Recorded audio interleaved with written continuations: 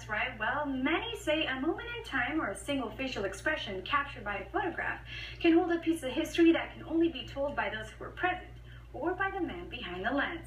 Tonight, I explore immigration stories from El Paso in the Casasola collection. Yo he muerto, pero mi amor por ustedes no muere. A letter left behind by young widowed mother, Ramona Lozoya, whose story came to life through a single photograph. My cousin called me and said, I think your mother's in the newspaper. And I said, what happened? No, my mother passed away. She was on in the newspaper. And he says, yes, in the Casasola features that they do, your mother's in the newspaper. This is Raúl. Berta Flores remembers the moment she saw her mother's young face in the El Paso Times. How beautiful she was. All kinds of memories came back, you know. She was a beautiful, beautiful person, inside and out. A flood of memories she immediately shared with her sister Rebecca. We knew we had seen that photo at our house, like it was my mom. Ramona Lozoya ran a small neighborhood store in Isleta while raising her children as a single mother. And like many mothers, she visited a very special studio to capture family moments. Opened in the early 1920s and run by Alfonso Casasola. And he was a member of a well-known Mexican family of photographers.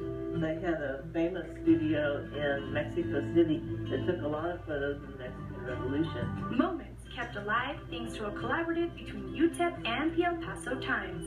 The El Paso Times since 2002 has been publishing at least one photograph a week with the caption, do you know this person? Done as an effort to find more than just the person in the photo, but to bring a piece of history from El Paso back to life.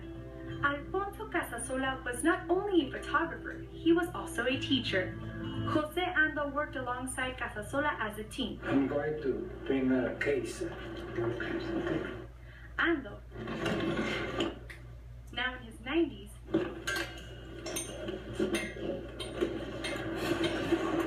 says he was the oldest brother of 6 when he left school and started sweeping the studio floors to help his mother make ends meet. He saw that I was pretty interested in photography, and he gave me some notes to how to start. And after a few weeks, he says, why don't you ask your mother to let you live with me? Because he was a widow from his first wife. And he said, I asked my mother, and she let me live with Mr. Casasola. But this is the post. What did I tell you that the hand is... And from that moment on, Mr. Ando became an award-winning photographer, paying attention to every detail. You see the eyes of this man? It's penetrating, okay? If it wasn't for that old box of negatives found before the studio was torn down, special moments captured by Casasola and Mr. Ando himself would not be here today. Linda, Becky, Armando. These relatives tell us they found this letter glancing through old albums, taped behind their mother's old photograph. A letter they say would have never been found were it not for this collaboration. Seguiré amándolos desde el cielo, Ramona Lozoya, su mamá.